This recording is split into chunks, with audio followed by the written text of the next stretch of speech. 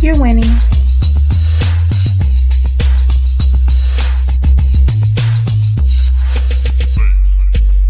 You're winning.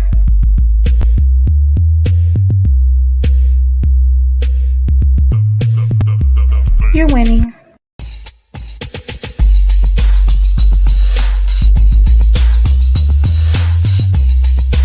You're winning.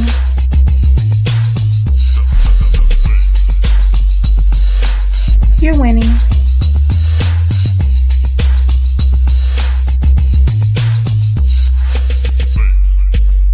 You're winning.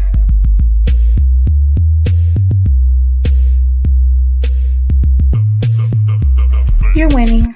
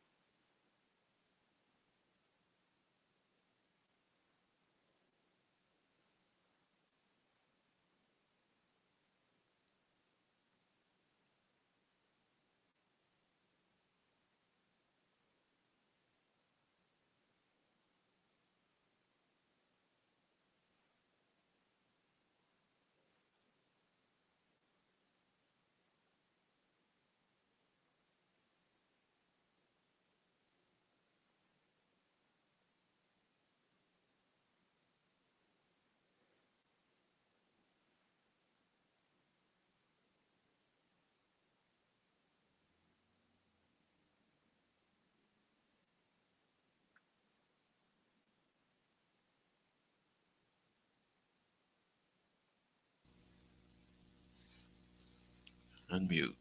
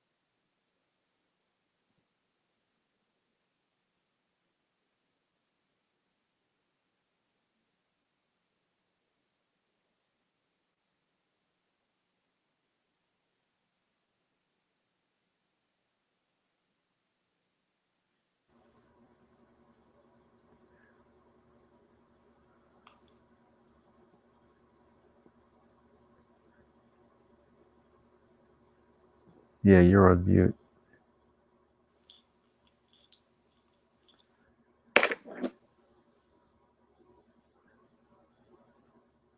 You're still on mute, Pat. Mute. There Is you this go. mute? Can you hear me now? Yes. Yes. Oh, okay, good. Let's see. Let's see. There. No, we still don't hear you. Can you hear me? Yes. I can hear Mary. I can hear Swamiji. Yeah. Hey, Bina's here. Bina Shah's here. Hey.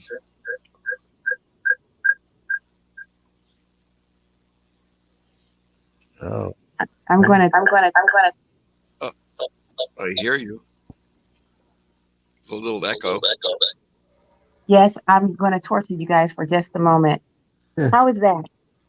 Can you Much hear me better. okay? Yeah, that was great. Yes, That's you're great. doing great. That is good. You know what? I'm doing some creative creative Get it done. cleaning right Get it now. done. Huh? Yeah, You're look, we're having a get it done kind of moment right now. You're succeeding. All right, gosh. Anyway, we got. Wait, what are the angels telling you why I'm having this technical problem? Just breaking it up, lightening up the mood, Yes, keeping it real. absolutely. You know what? I just tell you, thank you guys for your patience. You have been fantastic. So I just can't tell you how much I appreciate that. You know what, Swami, would you do? Well, first, let me introduce you. Let Okay. me introduce you. Everyone, this is Swami, and he is, I'm going to bring up our poster here, our flyer. Here we go. Yeah. He is the gentleman that you see front and center right at the top of the flyer, and he calls himself the RV Psychic. Swami, where did you get that name? Where did that come from? Well, the angels. Tell me. The angels gave you that. Yeah. Well, I was trying to think of a name, and I was going putting psychic RV, but that was long. And then all of a sudden, I had forgotten about it, and all of a sudden it just came out of my mouth, RV psychic. And I go, oh. And then I heard what I said, and Okay. so Why they RV?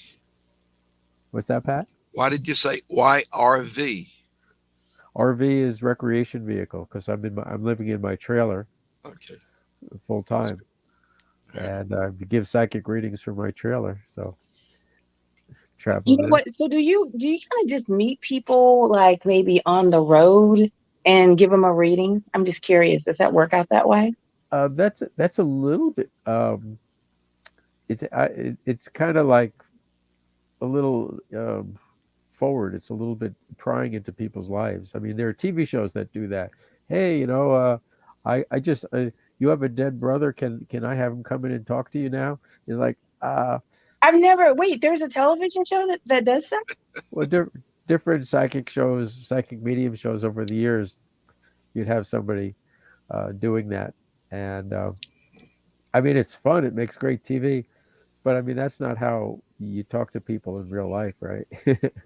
Right. Well, I don't. I mean, I don't know. Maybe it makes for really great TV. It might make things, interesting and spontaneous and Yeah. kind of believable. So, Yeah. Well, I mean, it would have to, like, I was at a couple of years ago, we were driving back from Florida in a horse RV, horse camper, and because the horses were in the back. And we stopped at my friend's house, and we were eating dinner. And then when she learned that I'm a psychic, she like almost choked. She goes, "Wait, so you're reading? You know my mind? You're reading everything I'm saying?"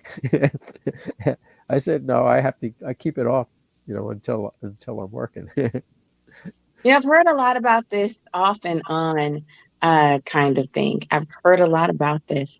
I'm really curious about how that works. The off and the on.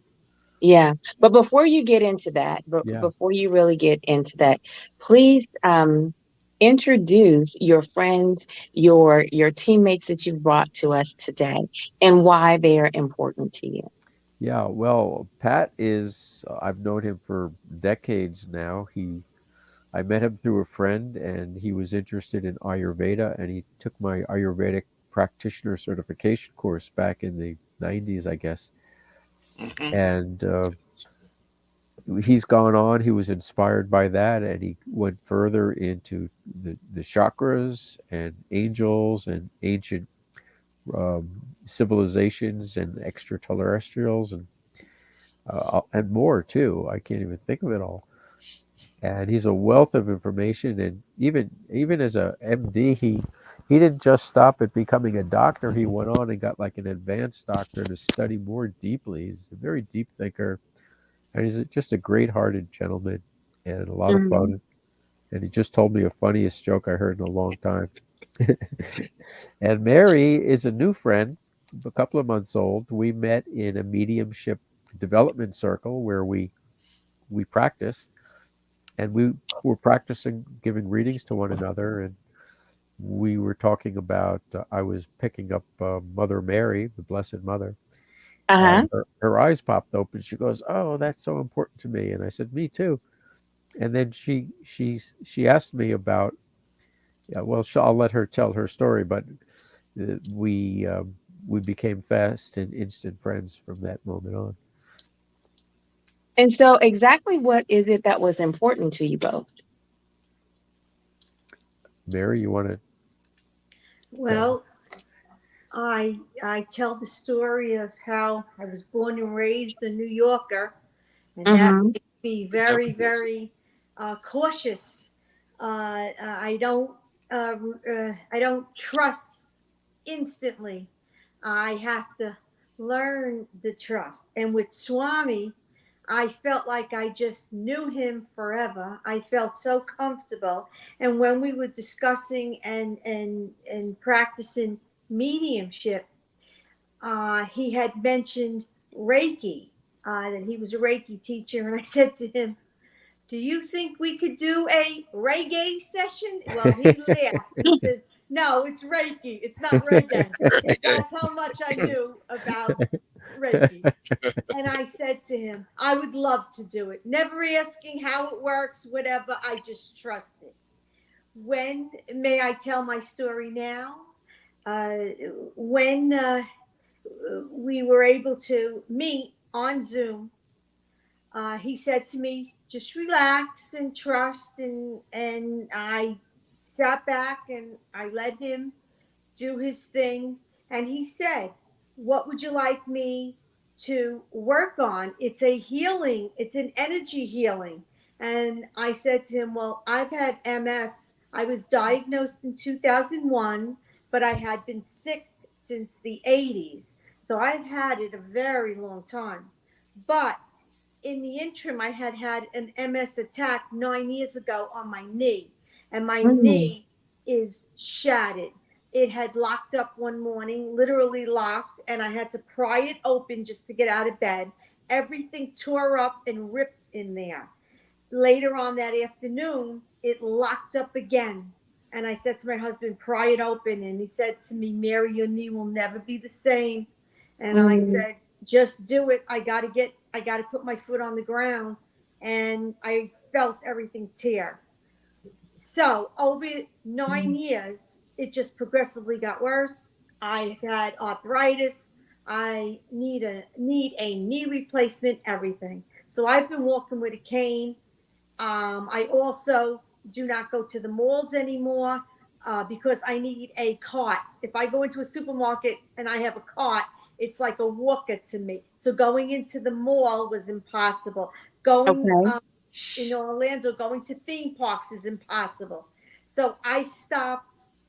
I stopped a lot of activities in 9 years, and it just progressively was getting worse. So when we spoke that day, he said, would you like me to do energy healing on your MS? I said, no, my knee. Uh, while he was doing his energy healing, I was praying to the Blessed Mother myself at the same time. Well, my knee, I just stretched out my leg and it let out such a crack.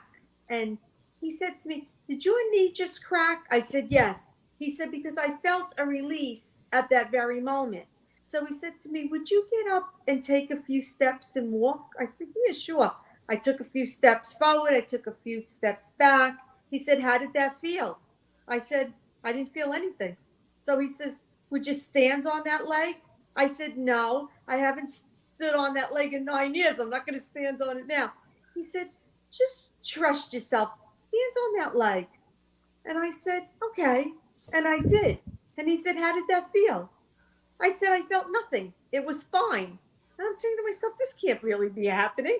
This can't be happening. So Wow. I sat back down and he continued to pray. And I'm saying to myself, how could that be?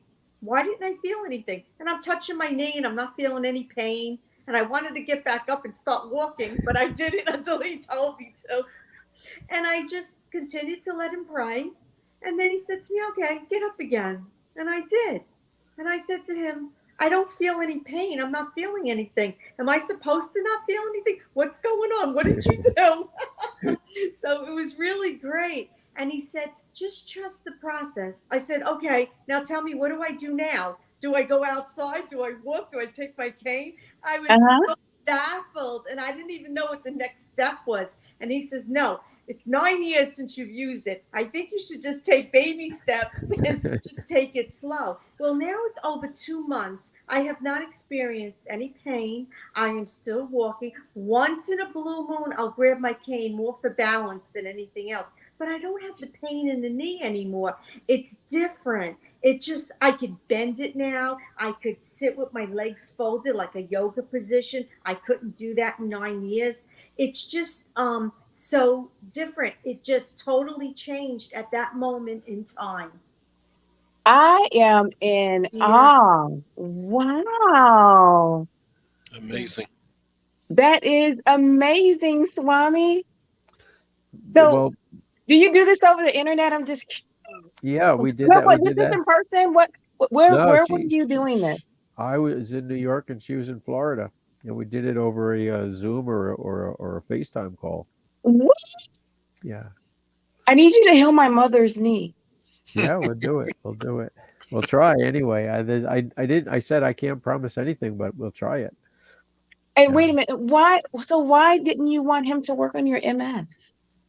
Because my MS wasn't really uh, affecting my life, or wasn't really in the way of anything. It was my knee. I was debilitated.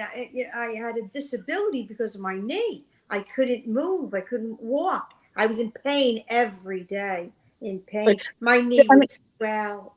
It was not. honestly, I feel like Swami, if you're a knee specialist, my aunt has a knee problem. My mom has Everybody a has knee. I got a little bit of a knee problem, but I would forego mine for both of theirs. There you go. There you go. Are Yeah. you a knee specialist, Swami? Well, so far, Okay. Is this a common thing that happens with you or well, over the years, I've had various degrees, people with various things going on. mhm. Um, from like a hiatal hernia that went away. That happened all of a sudden by itself while I was doing a Zoom meeting. Uh, I had somebody who was in a coma. I didn't know who they were. My friend called me and said my friend's daughter just fell at a rock concert and she's in a coma. Can you do something for her? And I said, okay. I hung up the phone. And like 5 minutes later, she calls me back. She says, the nurses just called. She came out of the coma. And, Oh my to goodness. be clear, I don't know. I'm not doing anything. The analogy I use is the water hose. The water goes through the hose and nourishes the garden. Mhm. The hose didn't really do anything, but it's instrumental by being a clear channel that you have that connection that to spirit, to God, whatever you want to call that, and the caring, the love from God and the love for other people. And Mary Wow. and I both connected with the Blessed Mother, and so I felt. I said, I think I can help you. I think you can be helped through me. That's probably a better way to say it. Mhm. So interesting. Yeah. Patrick, you're a medical doctor. I think It's not yes. possible. It's not possible, right? Oh no, you're right. You're a medical doctor. What kind of medical doctor are you? I have a specialty in radiology and nuclear medicine. So, I mean, that's pretty hard nosed. That is pretty doggone hard nosed. Radiology, radiologists are kind of like the engineers of the medical field, in my opinion. They're very straight. It's this or it's that. That's what I like about it. That's what drew me But okay, so to that's radiology. kind of how you are. Very, very specific. There's not a lot of maybe with these guys. Okay. Right. And then nuclear medicine. Is that what you said? Yes, that's what I said. I don't even tell us about that. I don't know. Well, maybe I could describe something in layman's terms that you may be aware of. Have you heard of PET scans, PET Oh, CT okay. Yes, scans? yes, yes. Okay, I Yeah. understand that. Yeah. Well, what we do is we administer a radioactive agent, usually intravenously into a patient. Then we photograph, we we scan where that radioactive agent goes. And it depends on kind of what kind of a study we are performing, determine what kind of results we're going to get. So, for instance, if we do what we call a bone scan, we'll inject a radioactive agent that contains a phosphate compound that goes to bone. So when we image using our, it's like a giant Geiger counter with a camera, and it records that information where the radioactive agent went in the bones. Then we look for any abnormal areas, maybe areas of abnormally increased uptake. With a PET CT scan, which is now the rage and has almost revolutionized oncologic workup, what we do is we inject a special kind of radioactive agent. It's called a positron emitter. I'm not going to go into that. Blah, blah, blah. Anyway, it goes to where tumor is located. So initially, what we do, we'll do a CT scan, CAT Mm-hmm. scan of the body, and then we inject the radioactive agent, and then we scan for the distribution of the radioactivity in the body and see where it goes, whether it goes to bone or liver or lung tumor. Mm-hmm. That's Mm-hmm. in essence what this is all about. And so, I love learning new things. As a physician recruiter, I've recruited so many different kinds of doctors, but it, and I've done a lot with radiologists, but I don't think I've ever done anything with a doctor with nuclear medicine. So if you were only, what kind of doctor would that be specifically? Well, you can work in a hospital, But no, like university. if you work in radiology, you're a radiologist. So if you work in Oh, nuclear medicine, you are a, it's usually in a subspecialty of radiology. oh, okay. Usually we're in a radiology department, although some internal medicine departments have a nuclear medicine department, but it's primarily a subdivision of radiology, diagnostic radiology. Although we do some Okay. therapies as well, but that's Okay, so you don't generally become go into nuclear medicine by itself. well. Let me put it this way: when I was in medical school, I wanted to become an internist, maybe become a cardiologist. So I took a straight medical internship, and it was kind of disappointing and confusing because we would admit patients to the hospital, work the patient up for a week, and still Mhm. not know what was going on with the patient. Mhm. And hopefully the patient wouldn't die on us in the interim. So I thought for me to learn to become a cardiologist, I should first learn how to read a chest x ray. Mhm. I decided to take, now at this time, I already had my internal medicine residency all set up for when I finished my internship. So I decided to take a month elective in radiology. Mhm. Well, I was there 3 days or so, and I was saying, what am I doing? I love this because Okay. in radiology, you put up a chest x-ray, it's normal, take it down. Put up another chest x-ray or the congestive heart failure or patient has this, patient has that, you make a diagnosis. Next, it was very analytical and very informative, if you know what I mean. Most of the difficult cases of the hospital come through radiology, and usually we make the diagnosis in radiology. I've been accused of being too analytical, and I think Mhm. that's my problem. I have to analyze everything. So radiology fit me to a bill. And then when I was in radiology, we found we had an excellent nuclear medicine department, which was a part of radiology. So I stayed on an extra year and took a fellowship in nuclear medicine. And Okay. that's So where it led me. right. So nuclear medicine is not essentially its own field. Is that, Well, or it is it? Or is could be, it? it could be, but So it's usually a part of another field, usually radiology or internal medicine. But now it's usually radiology.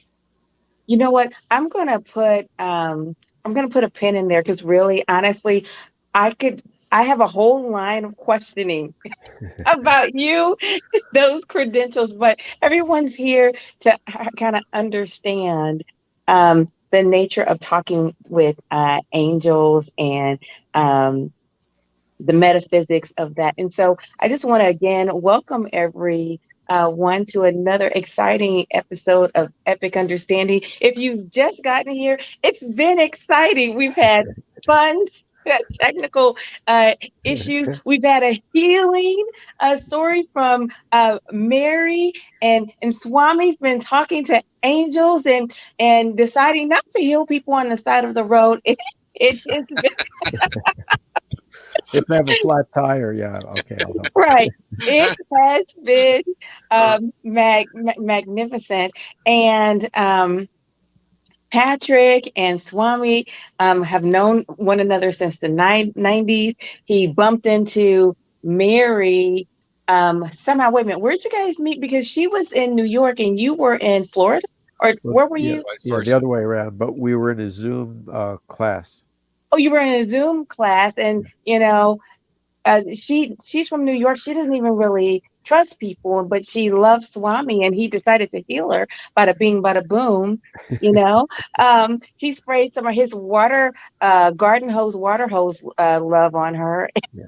and and now she can walk really well. I'm really loving this recap. I'm going to even make it worse. She decided to not have her MS healed, but she wanted to have her knee healed because her knee was keeping her from going to the park. There you go. In That's it. case you missed it, that's She kind did. of a hilarious breakdown of what's been going on, but it's worth the rewind if you're just joining us. So, thank you. I got one more question for Patrick. Patrick, you have a PhD. What is your PhD in? It's in Ayurvedic medicine, thanks to Swami G. Back in the 90s, I was actually taking a course in hypnosis, hypnotherapy, and Hmm. somebody asked me about Ayurveda, and I said, "What? Ayurveda? What is that?" Anyway, I started to do some reading and research into it, and I found a store in the next uh, city over from me that was an Ayurvedic store. So I went there and I met the people, and Swami G and I have had a very close mutual friend, Bharat, and he, this other fellow, Bharat, the Indian fellow, he and I would go on weekends to visit Swami G in Bayville, New York, to study Ayurveda. And I was really amazed by Ayurveda. It was amazing, amazing information. And that's Swami G taught us, and we got our certification. And we also went on to establish our own school through the aegis of Swami G in East Hanover, the next town over from where I live. And what else? Swamiji, who's a very, as you begin to realize, he's a very, very dynamic person. He established a PhD program with Westbrook University in Ayurveda. So I said, well, that's perfect for me. So I Hmm. took the course, a little struggle getting through because I was so busy doing other things, my own work. Anyway, I was able to receive a PhD in Ayurvedic medicine with the aegis of Wow, Swamiji. that is amazing. Now, Mary, do you call him Swami G too? I do. I do. What is this G about? What is that? What is this Swami G? Well, Swami is really a title in India. It means monk, basically. And Swami Ji is like, instead of saying mother, you say mommy. It's an endearing term. It personalizes your guru, your Swami, your monk.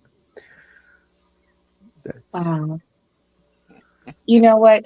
Never would I have dreamed that this wild man with this bright cowboy hat, you know, would have all of this cool stuff. Wait a minute, who rolls around in an RV would have all of this cool stuff going on. So when you talk to angels and you have this healing mechanism going on, how does that work, Swami? I honestly and truly, there's no, it's all invisible to me. I mean, I was born with this stuff. And Really? yeah, and my grandmother was a healer, though she would have said it in those words. Like, she told me that when my mother was sick as a child, I think she had scarlet fever, she would kiss her and spit it out, kiss her and spit it out. She got better. And I had the flu or once, and she did that to me. And I forgot about all that. But even when I was in the Amazon rainforest, meeting the shamans there, and one of the shamans said I was a natural born shaman and healer. So I've taken other people's healing courses, energy healing courses, so I would get out of my own way, so I could look back and see what I was doing to try to slow it down a little bit. But it's, I mean, sometimes it's as simple as just saying, okay, I hope that person gets better, and that's it. Or God, thy will be done. It's not like I'm lifting up rock. Mhm. It's not like Sisyphus or something. The angels are so light. They're so joyful, and they only want to help. And God, it loves us. We're His children. We're her children, and everything. Like, I used to, when I moved upstate New York, it was so quiet up there. There's just cows and fresh air, Mhm. and I would start to hear my own thoughts, and so I could hear God and the angels. At that point, just God saying things. Hey, would you like to do this? Would you like to do that? And I go, oh, I have a better idea. This will be more fun. And I go and do it. And I'm struggling and I'm trying to make it happen. And by the time it happens, it's like, oh God, this wasn't fun at all. Then I try God's suggestion. It was like happened just like that. So the point I'm coming to is, when we hear the invitation, and it really is a loving, gentle invitation, it's not a yell, it's not a command. Hey, would you like to do this? It's like, oh, yes. And even if I didn't want to do it, I just said, you know something, God, that's exactly what I wanted to do, because it always was the better choice. So the point I'm trying to make twice now is, if you listen, if you do what you're guided to do, then everything happens instantly and lightly and quickly and profoundly and miraculously. So you don't do Mhm. anything. You just you sit in the log flume ride and let and go along for the ride. So when you created this um, program regarding, wait, first tell us what is Ayurvedic medicine. Tell us what that is. Sure. Ayurveda comes from India. It's their healing science. Ayur means wisdom, and Veda means life. And oh, the screen changed for a minute, so I just said, "What happened there?" You know what? I was so interested in what you said. I wanted to get you a close up. This is your Okay. close up. All right. I know that guy. Uh, so it's a natural form of medicine that is a personal form, and by medicine I mean natural healing. It's not like Western medicine. And Hmm. instead of saying like apples are healthy, everybody eat apples, they say, well, apples are have certain quality, and they can, for some people, there's air people, fire people, and water people. Let's keep it real simple, constitutional wise. And the foods are the same thing: air, fire, and water. And disease is nothing more than an excess or a deficiency of one or more of those elements. So if you eat an apple is air, has air energy, and you're an air person, you already have air. Air plus air means too much air. So that could be gas, it could be spaciness, it could be dryness, like brittle bones. Too Hmm. much fire. If you are a fire person and you eat garlic and onions, that's fire on fire. You can get heartburn, you could get hot temper, and water people, too much water, the water retention, sluggishness, lethargy. and it was such a beautiful system. It personalizes it for a person, for a human being. And was very drawn to it. And one day I had the flu, and I bought some of this Ayurvedic herb powder, and I put it in my mouth. I washed it down with water, and all of a sudden my body like straightened up. Like I didn't know it, but I went like from here to here, and I didn't have the flu anymore. And I said, well, first off, the flu is not a bug that went into me. It was just an imbalance in my system. And secondly, I got to find out more about this because I never had a healing that fast for anything.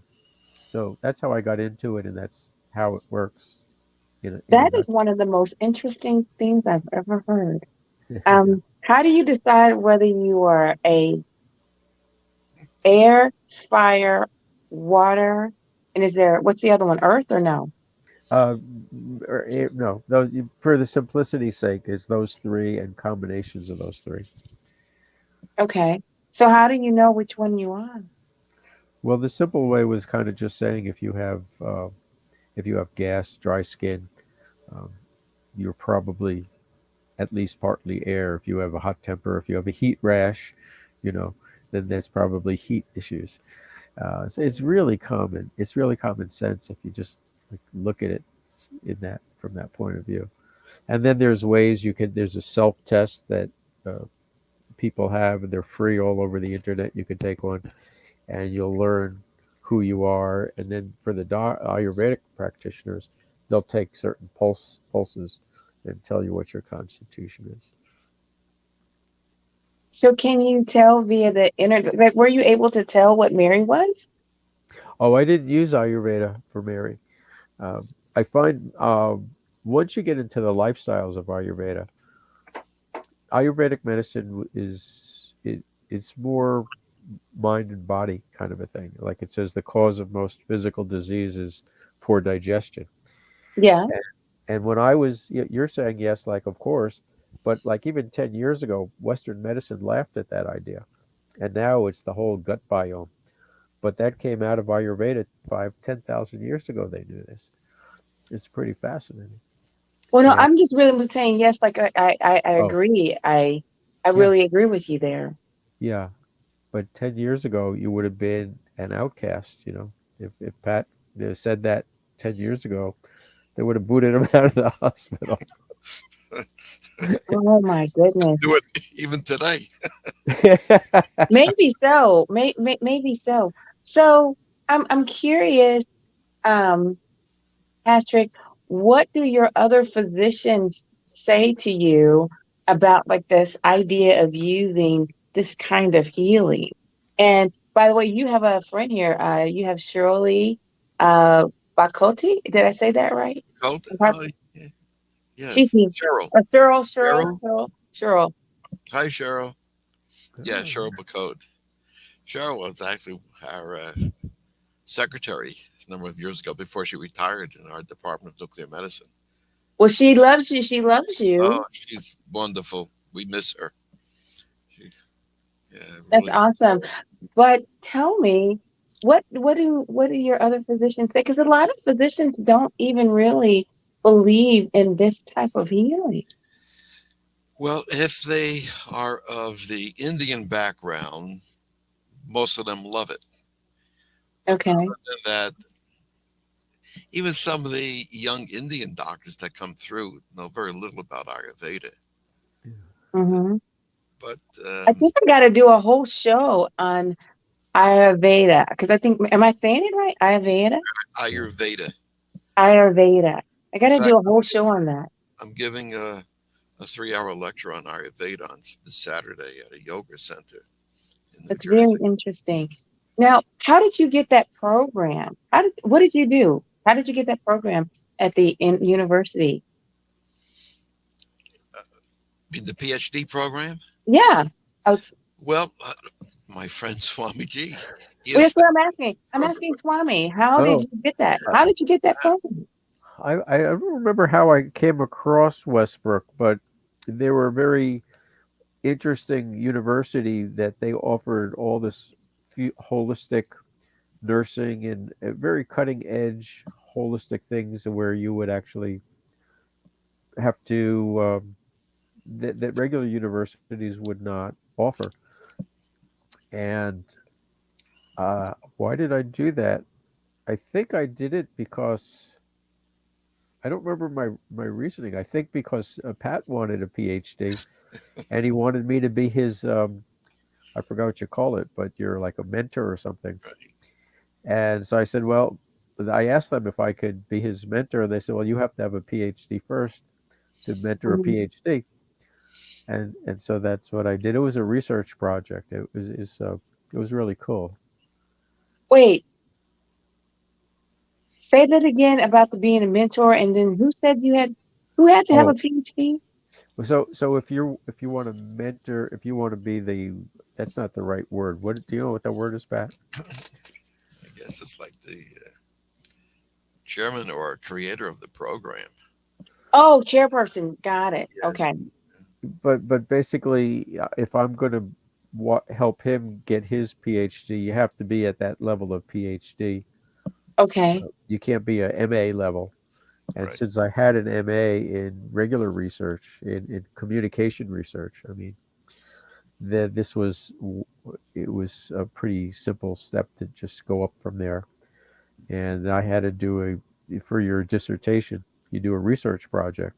So I did an actual research project comparing allopathic medicine and results of seasonal allergies to what I would give my clients with herbs and foods, and did a cost comparison because money speaks. And if you could show the doctors and particularly the insurance companies, not only will the patients get better, but you'll save, it was tens of thousands of dollars, hundreds of thousands of dollars, maybe more. And so it was a wonderful research project. And I think Pat's dissertation was writing a book. If I'm, Yes. yeah.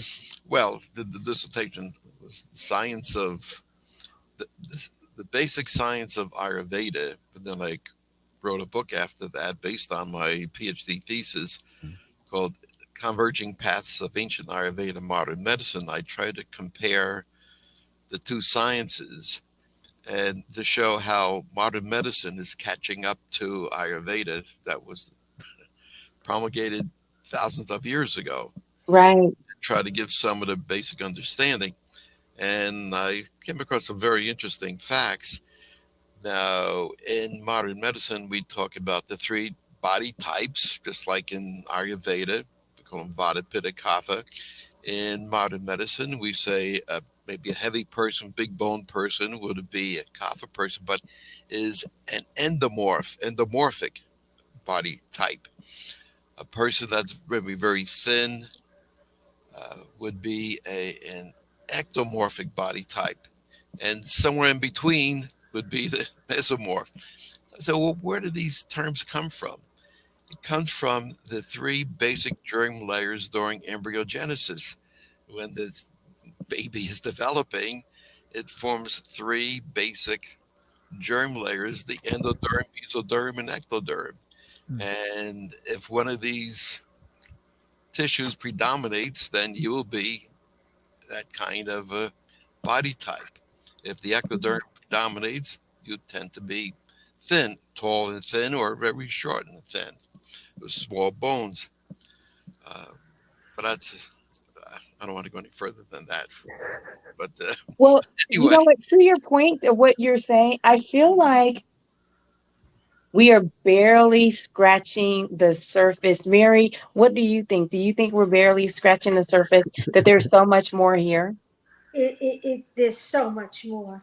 One very, very important note is when you're receiving this healing, you need to be open to it. I think if you're not open to it and you're closed minded, it mhm, makes it maybe a little more difficult because you break that pipeline. You want to leave that flow of energy to and from.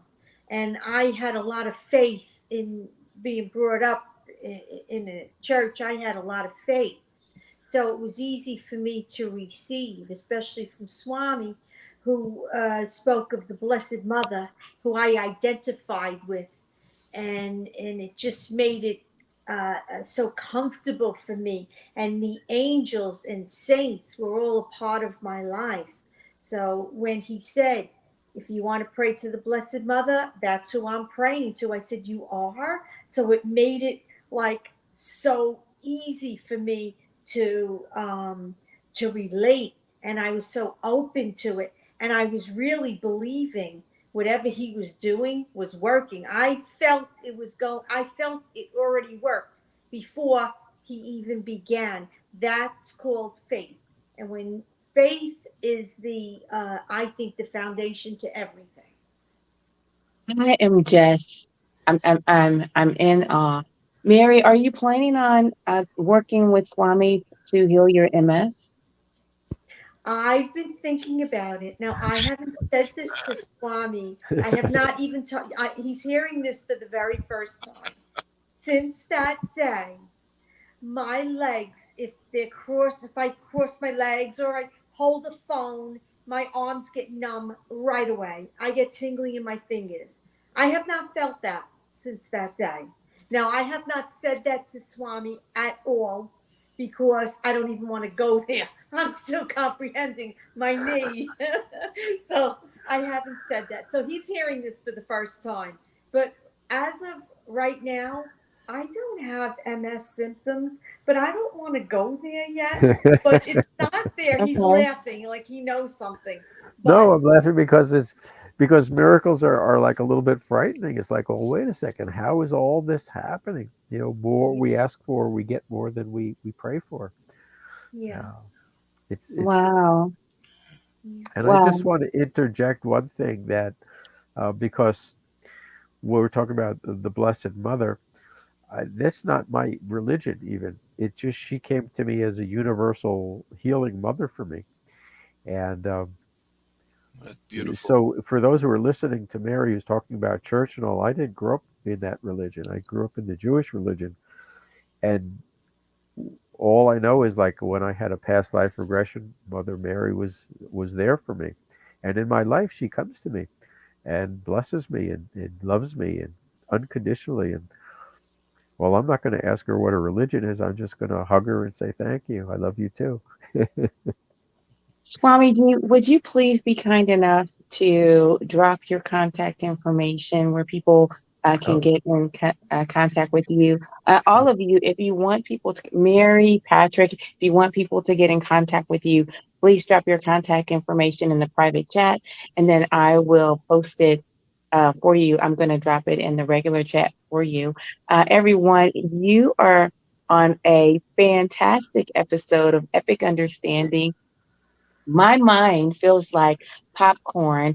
I am just, my heart's drooling. I'm going to, ask these guys to come back because I'm barely getting out the hundreds of questions that are in my brain. So please, please, please, guys, I'm going to ask you to come back. But I'm so glad that you brought up the religious portion of this because you're saying that the Blessed Mother, you grew up being Jewish, yeah. and this person just came to you. Okay, so to you, you calling her the Blessed Mother? Is that Mary for For you? me, for me, there's if you've studied anything called the ascended masters, and that would be Jesus, it would be Buddha, it would be people, human beings who elevated their consciousness so high they in heaven, so to speak, they maintain a guidance over us people on earth. Mm-hmm. And so there is someone called the Holy Mother who's considered a ascended master who lived supposedly way before Jesus and Mary. And Mm-hmm. that's who I feel it is for me. I don't know, it's just a feeling, a knowingness. So is I this the same person you thought it was, Mary? Is it? yeah. I don't think it matters. I think her energy is her energy, no matter what you yeah. want to call it, how you want to look at it. Her love. She says. She has said in the past, if you knew how much I loved you, you would weep for joy. That Oh, alone wow. is enough to carry with me for my life. It does not matter if it was someone before. I feel the energy is the same energy, and it's out of love. If it Yeah, comes from love, it's right. yeah, So when you question anything you do, the bottom line is it love? And if it comes from love, it's good. It's all good. Mm, mm. If I could interject something, Yes, Patrick. Yes. my mother was dying of gastric cancer, Mm, and before she died, I went to visit her, and my sister-in-law was there, and she said, "Your mother said she saw Mary. We have no one in our family by the name of Mary." I said, "Who is mm, this Mary? There's no Mary." I said, "Oh my God, not the Blessed Mother that she saw." She did belong to the Rosary Society, uh, before she got sick, and I think that's who she saw before she died. mm. My friend So, Barat, uh, uh-huh. I'm trying to get this in quickly. Um, but Barat is our common friend with Swamiji. We were very close, and he had moved back to India, but he came back to visit, but he was sick. I went to see him in the hospital, and he just didn't look right. And he told me that a few years earlier he had to have a cardiac surgery, but while he was on the table, he said he died, and he there was no anxiety or fear or anything. He said, but he saw his two, say, spirit guides, and they told him, "Well, it's not time yet. You have to go back."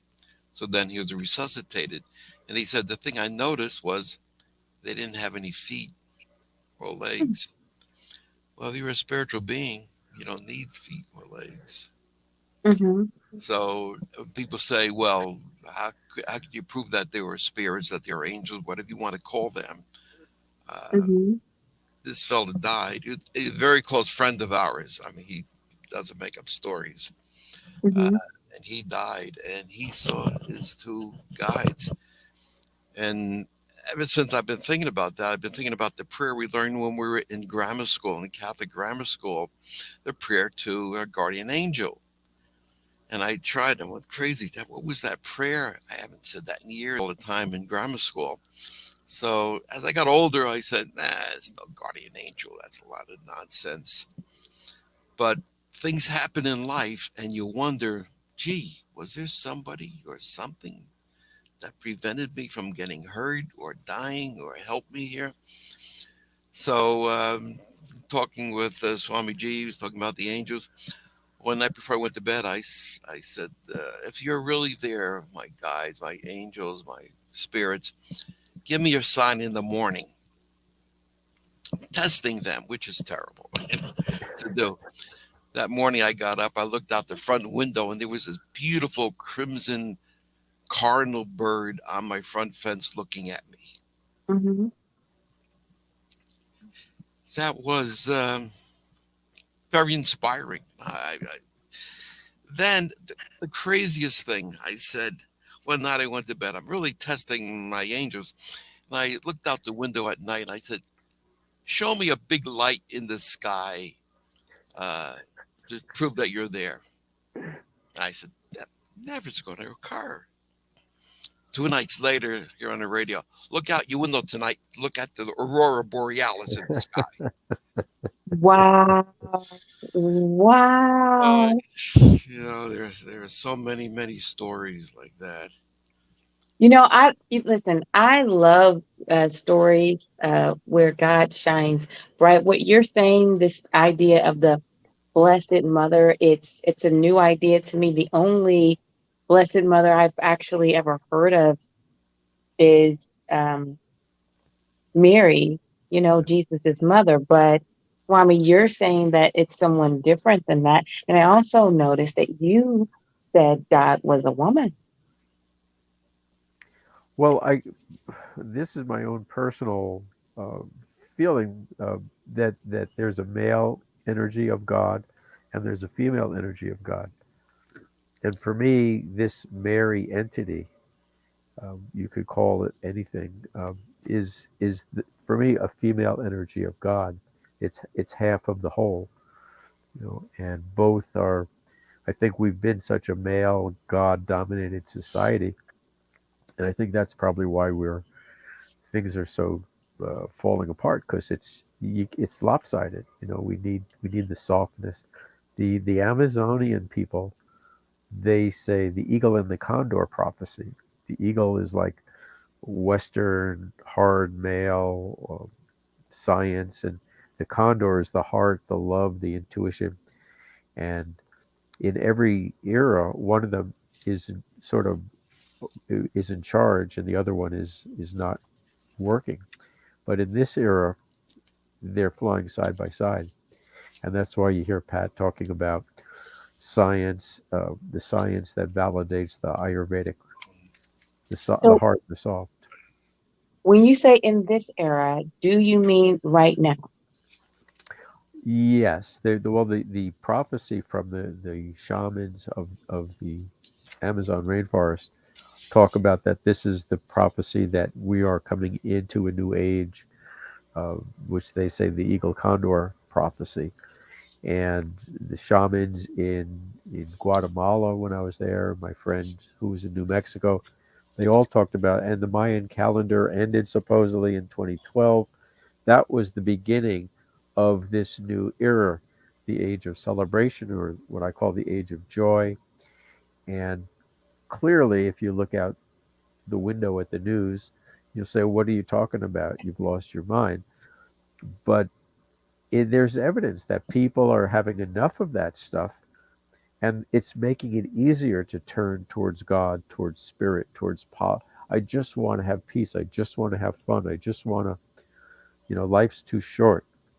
Mm, And I thought things would just happen lighter and lighter and lighter. I didn't really expect the challenges to be there. But the dark is like it's like the acupuncture. You take a needle to get rid of a problem. You stick yourself mm, to get rid of a problem. And so the darkness, uh, the challenges, they help us decide. We have free will. Is that what you want? Is that what you want to think about? Is that, you want to just listen to people complain all the time? You want to complain? Or do you want to enjoy your life? Because mm. whatever you want, you can have. That's the message of life. That's amazing. This is the Epic Understanding Show. Please like, share, and subscribe. I am absolutely fascinated with what we have going on. Swami, I cannot thank you enough for bringing such a magnificent group of people together uh, to celebrate such a time as this. What I'm understanding from you is that this is a very special time, believe it or not. I This is the second time I've heard this. On last week's show, um, our guest shared with us that we moved from the Pisces age into the age of Aquarius, which is a female age. However, right now, this period is um, a period where um, it's kind of like a waiting period. Like we're not fully in the age of Aquarius and the Pisces age stuff. Are you familiar with this stuff? Yeah, there's various astrological explanations very similar to what you're saying. Okay, good. The reason why I asked you were you familiar with it because I'm no expert. I'm parroting back what was said to me. So guys, go back and watch last week's show if you want to hear more about this. But I brought it up because it matches what you just said, but regarding another type of thinking. Right. So it's kind of marries like two different types of thinking that are saying the same thing. And I find that fascinating. Yeah, and for me, it started in 2010 actually.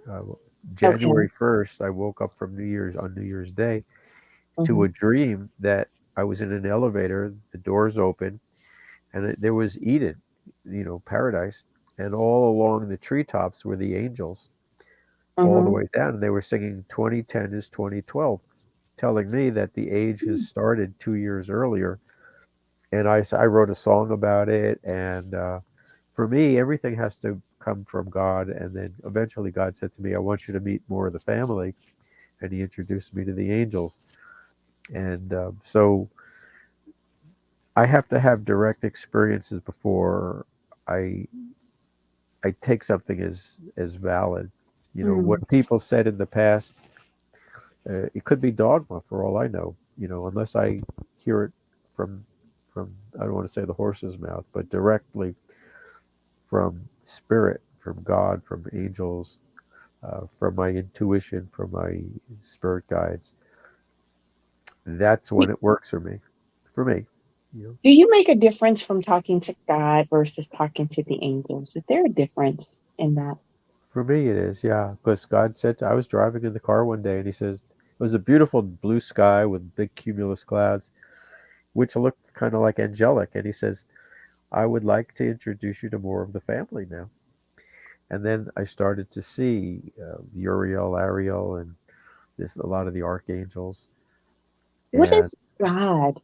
What does God feel like for you? well, What does that there's feel like? two feelings. One is this male energy.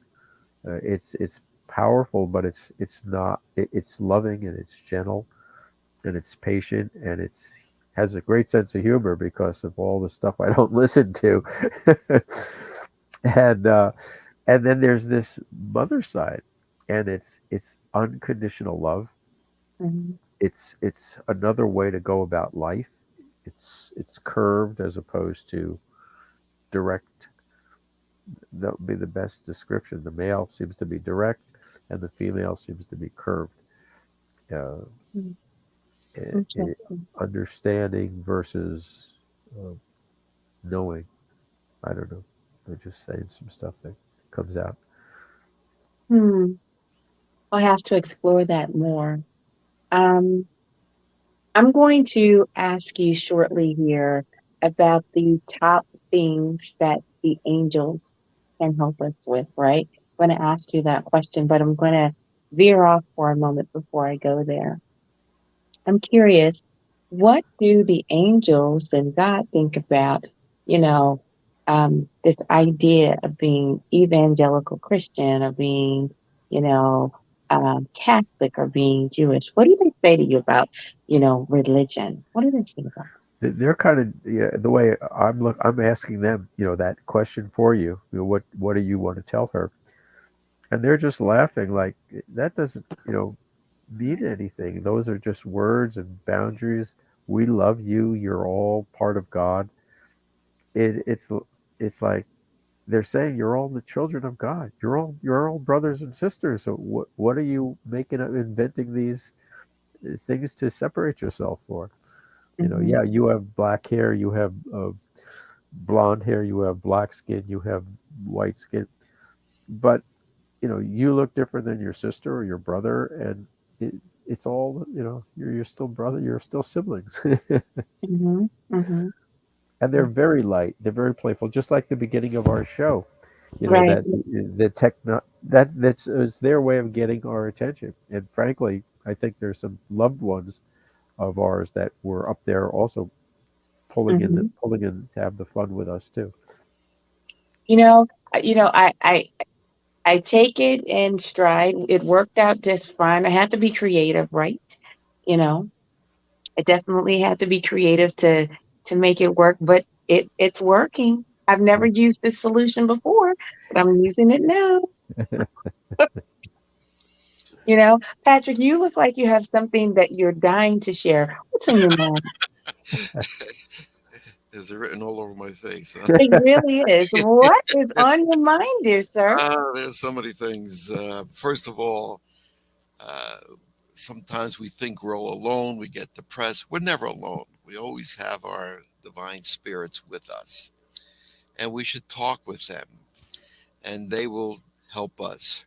You may you may hear them say something, you may not, but they guide us. They guard us. They protect us. Should always ask them for help, whatever you need. I've done that several times, and they've come through for me. Amazing. But I think the most important thing is you should always thank your spirits. Mm-hmm. Ask Mm-hmm. them, you, please, can you help me with this? If they help, you always thank them. They love to be thanked. I think that's very, very important. Uh, Mm.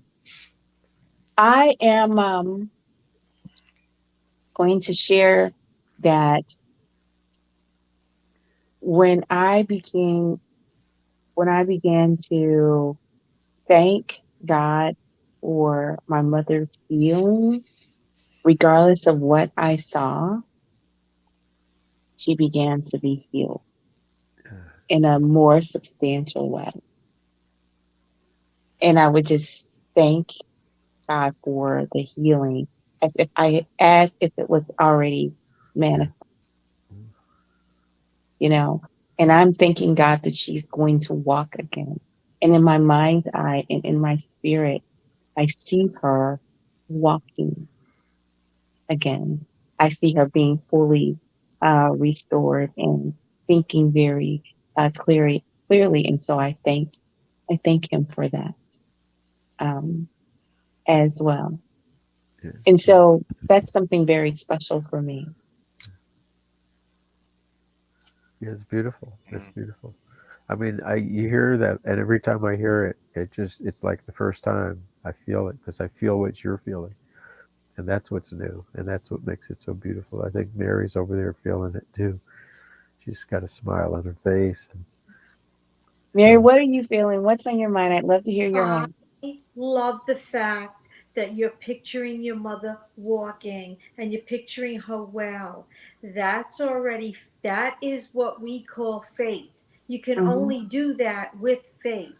If you can ask Jesus to come into her life and continue to heal her knee, thank Him every day for healing her knee. Thank you. I know you're healing her knee. Thank you. And then picture her walking, walking, walking. There was a book. It's my Bible. It's called The Healing. I think it's The Healing Touch of God. The Healing Light by Agnes Sanford. It's The Healing Light by Agnes Sanford. What a book. That has been my Bible. And in that book, it explains exactly what you said. And she has Hmm. the steps of how to go about praying in that form. Just like you said, you will really enjoy Agnes Sanford, The Healing Light. Excellent. Agnes Sanford, the healing. Like I have to tell you, my mom's hands were like this. They were uh, like this. uh, Now they're like this. Okay. mm, Doctors, doctors and even people of faith, they were just saying things to me that were of her demise. mm, And I refuse to accept that to be so. And it's not that I didn't become brokenhearted or desperate in um, to the point. I want to be clear about this.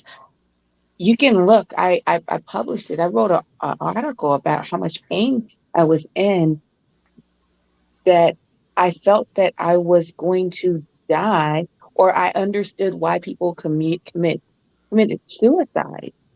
I mm. was in that much pain because I couldn't get away from the pain. I couldn't get away from it. Have you ever had like a pain in your body that even when you slept, you could feel the pain, so you couldn't really get rest?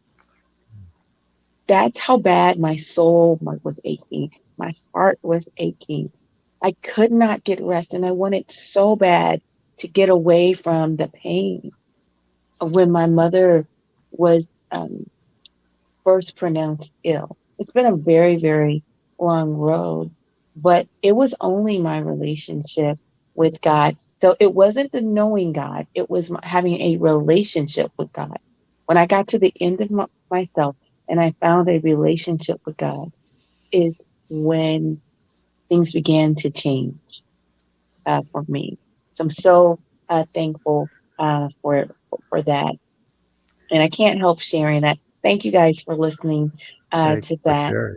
That's beautiful. Um, I will ask my question, and I'm going to get at least one from Patrick and Mary, but I'm going to go to Swami. Swami, what are the five things that angels can help us with? All right, I'm going to ask them to answer that for you. The first one is laughter. They'll help Okay. you laugh at the darkest time. They'll help you laugh and Yeah. realize it's nothing, you know. Yeah. So, Okay. second one is they're telling me children. The angels are childlike, and they help us become childlike. I'm hearing this as I'm speaking it because I don't I know what I'm see. saying. The third one is I don't know automobile. What does that mean? Drive. They're in the driver's seat, and when you're driving, you you could just like Pat said, just ask them to be there with you and protect the car, but also they're in the driver's seat of life if you let them, and you just go along for the ride. So that's what three now. That's three. Number four is oh come on, now they're just playing with me. They give me weird things. Kangaroo. I don't know what that means. Oh gosh. Angels are the kangaroos. Um, okay, so like kangaroos come from Australia. It's upside down from where we are. So they help. They turn your life upside down and for the better. You know, like my cats here, my little kittens came in my life and turned my life upside down and for the better. And that was a stretch, angels. Okay. And I guess one more, like ice cream cones and the vanilla ice cream cones. So that's pretty self-explanatory. Oh, okay. Okay. Very interesting. I completely did not expect that. And I feel motivated. You said that God had a female side. And do you all know this song? I'm gonna sing it. I don't think I know the name of it, but it goes like this. He came like a winter snow, quiet and soft and slow, falling in the night from the sky to the earth below. You'll find whether in a bush fire, you'll find whether in a war. It was soft, it was slow, it was deep. Anyway, it speaks to the gentleness of God. Very good. Very Yeah, good. Beautiful. And, you can tell the angels I was singing to them. I forgot uh, to say that. that Hope was they beautiful. receive I'm that. sure, I'm sure they That love, was beautiful. Oh yeah, oh yeah. love it. They have plans for your singing. They say. Ah, well, I'm hoarse today, and I sang anyway. So, um, I I sing a lot for no apparent reason. I make up songs constantly. Um, absolutely. That's just my jam. That's Mary, it's just part of me. I sing for no reason. Mary, what what do you think angels can help us with? What I think angels can help us with, Mm-hmm. I think when we say guardian angels, is just for that reason. They are there to guide us, they are there to help us, they are our little protectors. I call on the angels all the time. Angels surround my car, like Swami said. Sometimes I'm in traffic, and people are whizzing in and out. It's very, very congested here in Orlando. And I'll say, angels, surround my car. Angels, help me through this or help me through that. And I always feel they're with me because it's not just one. We have a collection of angels. So I Mm-hmm. always feel the angels surround us. Angels surround us because you'll always see There's not just one. There's Mm, a family. So I always feel so protected because there's angels all around us all the time. mm, You just mm. call on them, they're there. Wow. Patrick, what Yeah, can the angels help us with? I love that answer, by the way, Mary. angels can help us with anything and everything, all the difficulties we have in our lifetimes, all the emotional problems that we have, all the difficult times that we go through as you are going through with your mother. Just have to ask. So let me tell you a story. This fellow was driving around. He was like going to a meeting and he couldn't find a parking place. So he says, "Oh, please, God, help me find a parking place. If I find a parking place right away, I'll go to church every day. I'll pray every day." And all of a sudden, right in front of the doorway, a parking spot opens up and he drives in and he says, "Oh, never mind, God. I found a parking place." Oh, God. No, you don't want to do that. No, no, no, no, absolutely not. Definitely don't want to do that. Oh my goodness. I've had situations where I was writing a few other books, and there was one situation where I hit an impasse. I had writer's block. There was something that bothered me. I couldn't find the answer to it, and it was very interesting. My daughter calls me up at work one day, and she says, "Hey, Dad, if you want to find out who you were in a previous life, you go to Google, you type in died." I'm sorry, how much time do I have? A few minutes to give the story. Yeah. Okay, so she said you type in the word uh, died, and then after that your birth date, and a bunch of names will come up, and the first one that first name that comes up is who you were in a previous life. So she said, "Oh, Mom was a Danish actress and singer," and I said, "What were you?" She said, "Well, I was an archbishop in England." I said, "Honey, you're not living up to that." I heard you when you get angry. So anyway, she says, "Guess who you were, Dad?" I said, "I have no idea. I think I told you the story, Swamiji." Yeah. She said, "You're a Swami." I said, "What?" So she gave me the name. I looked it up. He was a very prominent, very dynamic Swami that went through, taught in Europe and in America. Very dynamic. Reminds me of our dear Swamiji. And he wrote a book. So I sent for the book. Was exactly what I was looking for. Was in his book. Wow. Another Mm, time I wrote another book.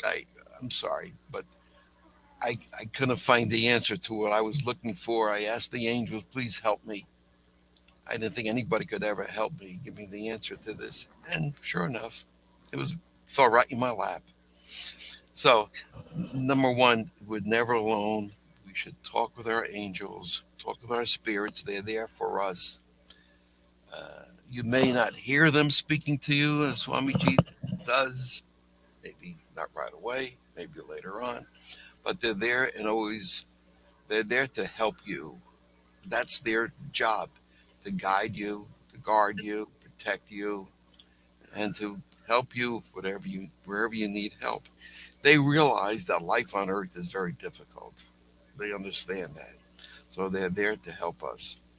We just have to stop being so secular in our thinking and get a little more spiritual in our thinking and always mm. remember to thank them. And So, it's Swami, last question. Why talk to the angels versus talking to God? I don't think it's a either or. I think you do what you do, whatever your heart. I again, if you allow every time I have a question in my head, I came to realize that God put it there. They say, well, "Ask me about this," and I'll ask you. I'll say, "I'm glad you asked that question." So if I think about talking to the angels, I feel God or the angels put that thought for, to go in Mm, that direction. wow, Uh, wow. if it's the really big questions, then I just naturally, it's all natural. I just go to God for that. Mm. Very nice. Very Um, nice. Well, again, I the think, angels are part of God. Yeah. yeah. We're all connected. We're all Yeah. connected. Definitely, but I feel like we should break that down, and I think we should plan on picking up here the next time we get together. This has been a fantastic episode of Epic Understanding. It's been a blast. I'm so glad to have spent time together with you on exploring this subject. We are certainly going to circle back around. Um, but until next time, family, I'll simply say, as I always do, bye bye for now. Thank you for watching. Thank you so Thank you. much. Thank Thank you. you. Thank Thank you. you. Thank you.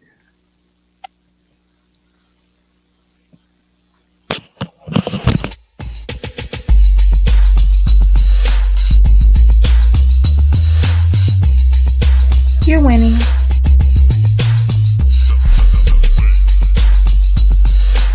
You're winning.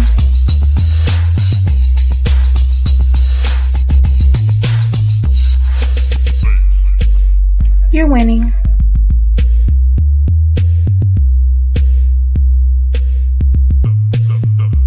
You're winning.